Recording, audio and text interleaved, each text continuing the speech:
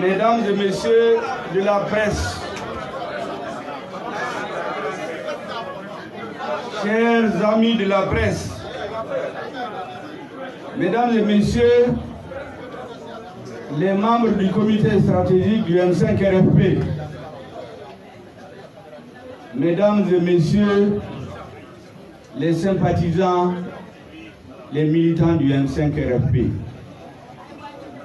peuple du Mali, après un certain temps, le M5 RFP a décidé aujourd'hui de s'adresser à l'ensemble des Maliens de l'intérieur et de la diaspora, à l'ensemble des amis du Mali, à l'ensemble du corps diplomatique, pour dire son analyse, son appréciation sur la situation d'étape que nous vivons aujourd'hui. Mesdames et messieurs, avant d'aller plus loin, je voudrais souhaiter prompt rétablissement à nos camarades, dont certains, après 3 mois de bataille, sont aujourd'hui souvent en repos, d'autres pour des raisons de santé. Nous les avons excusés pour la séance d'aujourd'hui. Je voudrais parler de notre incontournable aîné qui était toujours là pour introduire les débats, Cheikh Oumar Sissoko. Je voudrais parler de Maître Bakili. Je voudrais parler du jeune énergique Kader Maïga et d'autres, si j'en oublie, comme excuse. Il y a l'Amazone du M5 RFP, Madame Sidibé Dédé Ousmane, qui était de tous les combats, sous la pluie, sous les balles. Pendant qu'elle était malade, elle était dans les hôpitaux, elle était dans les familles, elle était sur les lieux d'enterrement. Je voudrais bien sûr saluer ici notre autorité morale, l'imam Mahmoud Dicko, avec lequel, malgré toutes les tentatives, nous sommes restés unis dans l'intérêt supérieur du peuple malien. Je voudrais, à l'entame de ce débat, avoir une pensée pieuse pour l'ensemble des morts, civils et militaires, victimes de toutes sortes de violences, du terrorisme, des actes insensés contre les militants du M5 RFP. Je voudrais souhaiter que Dieu les accueille dans son paradis. Nous ne pouvons pas ne pas dire 2 mots sur notre frère Soumaïla Cissé, auquel nous pensons tous les jours, qui devait être là aujourd'hui. Inch'Allah, il sera là parmi nous dans un de ces jours pour continuer le combat pour le changement. Mesdames et messieurs, dans la vie des peuples, dans la vie des nations, dans la vie des hommes, il y a des moments où il faut dire ce qu'il faut dire, au lieu où il faut le dire, au moment où il faut le dire.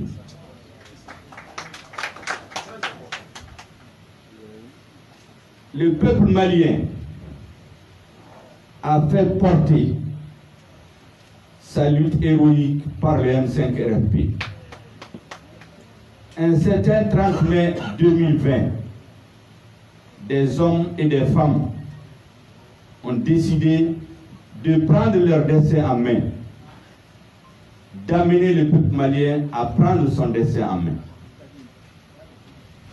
Ce 30 mai nous a conduit au 5 juin, qui nous a conduit au 19 juin, qui nous a conduit aux journées de Brest du 10, 11, 12 juillet.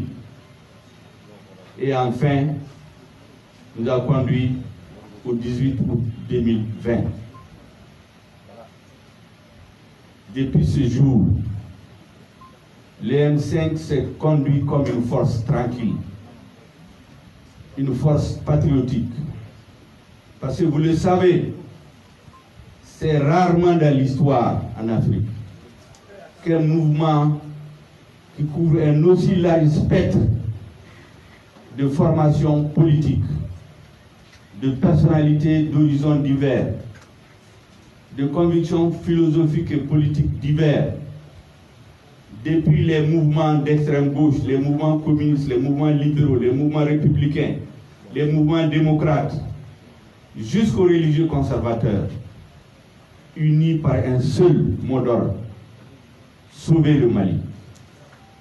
Le mouvement s'est appelé le Rassemblement des forces patriotiques. Seule la patrie était le ciment qui nous a unis. Sauver le Mali de la décadence, sauver le Mali de la disparition. Cette conviction est chevillée au corps du M5 RFP à la date d'aujourd'hui. Nous n'avons pas bougé d'un iota. Mesdames et messieurs, le M5 RFP, sa haute direction, le comité stratégique, ses militants, ses cadres de l'intérieur et de la diaspora, sa jeunesse à laquelle je rends un vibrant hommage ici, les femmes du M5 RFP qui ont mené le combat, le corps à corps dans la rue, dans les allées, devant les mosquées, dans les lieux de culte. Ces hommes et ces femmes sont restés eux-mêmes. Nous avons décidé d'expliquer au peuple malien notre vision de l'évolution de la situation depuis le 18 août 2020.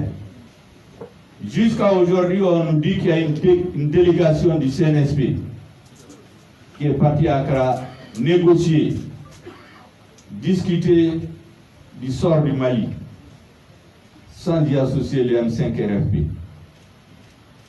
Mais, mesdames et messieurs, le combat que nous menons, c'est un combat pour un idéal. Et quand on se bat pour un idéal, on ne s'arrête pas à une contradiction. Nous faisons tout ce qui est de notre possible pour que les incompréhensions, voire les contradictions entre nous et le CNSP, les deux frères jumeaux, les deux poumons du même corps, les deux forces du changement, ne se transforment jamais en antagonisme qui sera fatal pour notre peuple et pour sa lutte. C'est pour cela que nous avons décidé de venir devant vous et devant le peuple malien, donner un certain nombre d'explications, parce que nous avons tenu en permanence à informer notre peuple de ce que nous faisons, de ce que nous pensons, de ce que nous voyons, de ce que nous décidons. C'est ça l'objet de la rencontre d'aujourd'hui. Et vous aurez d'éminentes personnalités du comité stratégique qui ont été expressément mandatées à ce effet pour exposer à l'ensemble des Maliens, des amis du Mali, notre vision de la transition, le sens que nous donnons à notre combat, le sens que nous donnons à l'étape suivante. Nous avons franchi une étape, le régime a changé, le plus dur commence maintenant. Le combat contre le régime a duré 3 mois, nous l'avons fait tomber. Mais ce qui reste, c'est plusieurs années. C'est pour refonder le Mali, c'est pour refonder la nation, c'est pour redonner espoir aux Maliens. C'est pour reconstruire un Mali nouveau, Mali quoi, sur des bases nouvelles, en se fondant sur notre histoire, en tirant les leçons des 30 dernières années, sinon des 60 dernières années d'indépendance, en tirant les leçons de ce qui s'est passé depuis quelques jours. Nous voulons une nouvelle société, nous voulons une nouvelle démocratie qui repose sur les valeurs sociétales.